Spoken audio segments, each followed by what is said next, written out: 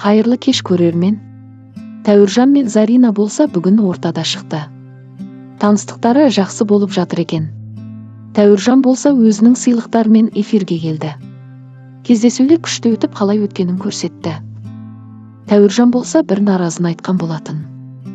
Кеше болса Заринаның көңіл күйі түсірген Сәтдәулетке әңгімесі болды. Шет жағын білетінін айтты, бірақ Зарина айтпай қойғанын сұрапты. Сәтдәулет болса Заринаға дөрекі сөйлеген екен. Және де Тәуіржанның Сәтдәулетке бір сұрағы, ол сезімің бар ма деді. Болса айт деп қоймады. Зарина болса кеше неге көңіл күйі түскеннің мән жайын түсіндіруге кірісті. Сәтдәулет екеуі қатты араласпайтынын айтты. Және де сәлемдері түзеу болғанын. Кеше бірақ бір ортақ танысын көріп, сол кісі Заринаға суық амандасқан екен.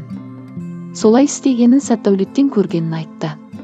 Сәтдәулетті тоқтатып, мен туралы жамандап жүрсің бе деп сұраған екен. Ал Сәтдәулет болса не иә не жоқ деп жауап бермепті. Жауабы болса тіптен амандаспай ақ қояйық деп әңгімені жауып тастаған екенін. Одан кейін дөрекі сөйлеп қызды жылатып қойғаны бар енді. Ал Сәтдәулет сол әңгімесіне жынданғанын айтты.